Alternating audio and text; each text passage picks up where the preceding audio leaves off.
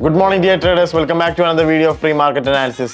നമുക്ക് നമ്മുടെ ഇന്നത്തെ ട്രേഡ് പ്ലാനും കാര്യങ്ങളൊക്കെ പറയുന്നതിന് മുമ്പായിട്ട് ഇന്നലെ നമ്മൾ പറഞ്ഞ ട്രേഡ് പ്ലാൻ എത്രത്തോളം മാർക്കറ്റിൽ വർക്കൗട്ട് ആയി അതിൻ്റെ ഒരു റിവ്യൂ നടത്തിയിട്ട് ഇന്നത്തെ ട്രേഡ് പ്ലാനൊക്കെ നമുക്ക് പോകാം.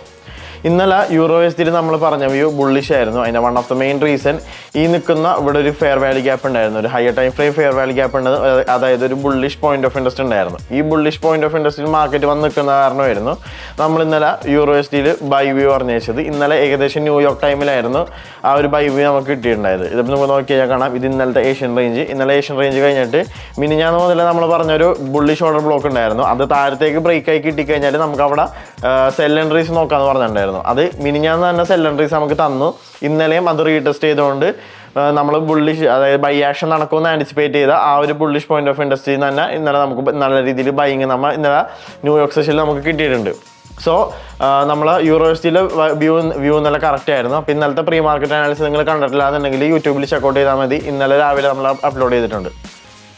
സോ വാട്ട്സ് നെക്സ്റ്റ്, അടുത്തതായിട്ട് യൂറോ എസ്ഡിയിൽ എന്താണ് നമ്മൾ ആൻറ്റിസിപ്പേറ്റ് ചെയ്യുന്നത് വെച്ചിട്ടുണ്ടെങ്കിൽ ഈ ഒരു ബൈ വ്യൂ, ഈ ഒരു ഇപ്പോൾ അത്യാവശ്യം നല്ലൊരു ബയേഴ്സോടെ സ്റ്റെപ്പിനായിട്ടുണ്ട്. സോ ഈ ഒരു ബൈ വ്യൂ വരുന്ന ദിവസങ്ങളിൽ കണ്ടിന്യൂ ചെയ്യും തന്നെയാണ് എൻ്റെ പേഴ്സണൽ ആയിട്ടുള്ള ഒരു ആൻറ്റിസിപ്പേഷൻ.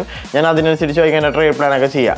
ഇവിടെ നോക്കുമ്പോൾ ഒരു ബെയറിഷ് ഒരു ബെയറിഷ് FEG ഉണ്ട്. ബെയറിഷ് FEG, അതായത് ഒരു ബെയറിഷ് പോയിന്റ് ഓഫ് ഇൻട്രസ്റ്റ് ഉണ്ട്. അപ്പോൾ ഇവിടെ മേ ബി സെല്ലർ സ്റ്റെപ്പിനാവാം, ബട്ട് ഞാൻ എന്നാലും ഒരു ബൈ വ്യൂ തന്നെയാണ് നോക്കുന്നത്. സോ ഞാൻ നോക്കുന്ന രീതി എന്ന് വെച്ചിട്ടുണ്ടെങ്കിൽ ഈ ബെയറിഷ് FEG ഇവിടെ നിൽക്കുകയാണെങ്കിൽ പോലും ഇത് മുകളിലേക്ക് ബ്രേക്ക് ആവുമെന്നാണ് ഞാൻ പേഴ്സണലി ആൻറ്റിസിപ്പേറ്റ് ചെയ്യണത്. സോ ഞാൻ നോക്കുകയെന്ന് വെച്ചിട്ടുണ്ടെങ്കിൽ വരുന്ന മണിക്കൂറുകളിൽ ഈ ഗ്രീൻ കളറാണ് ബെയറിഷ് FEG, അതായത് ബെയറിഷ് പോയിന്റ് ഓഫ് ഇൻട്രസ്റ്റ്.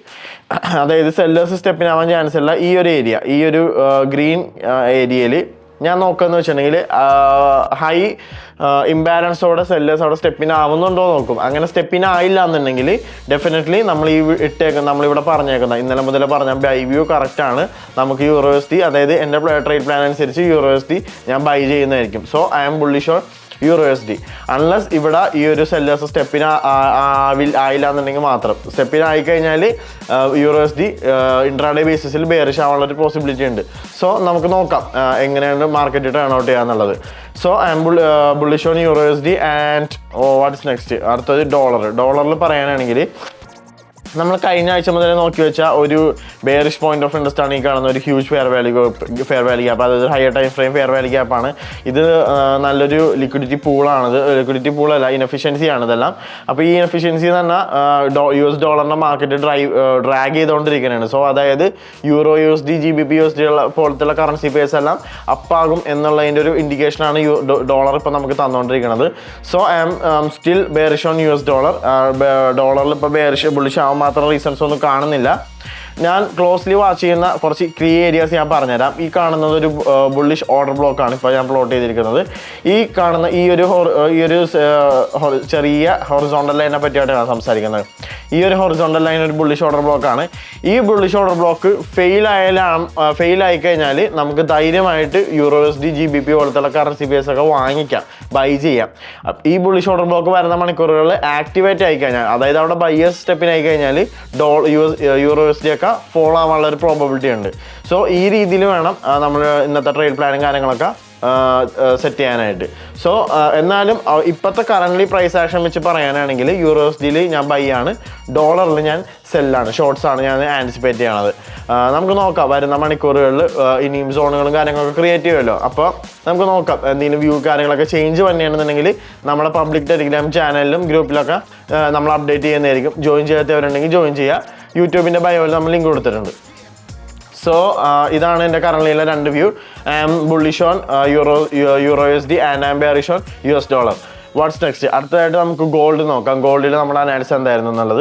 ഗോൾഡിൽ നമ്മൾ മിനിഞ്ഞാന്ന് മുതൽ ബുള്ളിഷ് വ്യൂ ആയിരുന്നു പറഞ്ഞു വെച്ചത്. ഈ ഒരു ഏരിയ മുതൽ, ഈ ഒരു കീ ഏരിയ മുതൽ നമ്മൾ ബുള്ളിഷ് ആയിരുന്നു പറഞ്ഞു വെച്ചത്. മിനിഞ്ഞാന്നത്തെ, അതായത് മൺഡേയിലെ പ്രീ മാർക്കറ്റ് അനാലിസിസ് കാണാത്തവരുണ്ടെങ്കിൽ കാണുക. അതിനകത്ത് നമ്മൾ ബുള്ളിഷ് വ്യൂ ആയിരുന്നു ഗോൾഡിൽ പറഞ്ഞു വെച്ചത്.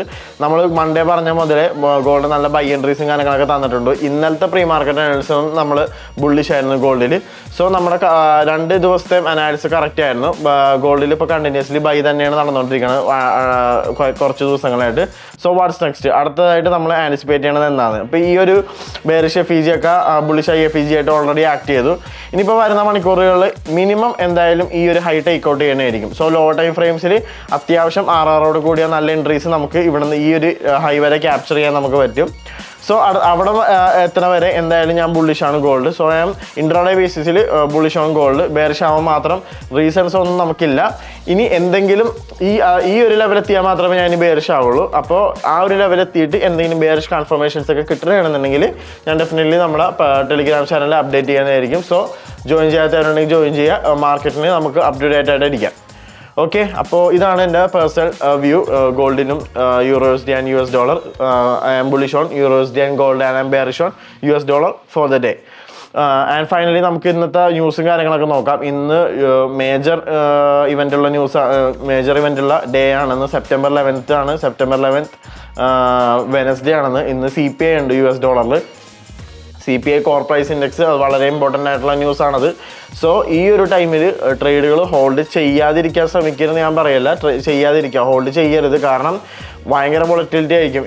ഈവൻ നമ്മുടെ വ്യൂ കറക്റ്റ് ആണെന്നുണ്ടെങ്കിൽ പോലും മേ ബി വേണമെന്നുണ്ടെങ്കിൽ നമ്മുടെ SL ഒന്ന് അടിച്ചിട്ട് വേണമെങ്കിൽ നമ്മുടെ ഡയറക്ഷനിലേക്ക് മാർക്കറ്റ് പോകാനുള്ളൊരു നല്ല പ്രോബബിലിറ്റി ഇന്നത്തെ ദിവസമുണ്ട്. സോ ട്രേഡുകൾ നോക്കണമെങ്കിൽ ഇന്നത്തെ ലണ്ടനിലും വേണമെങ്കിൽ നോക്കിയാൽ മതി.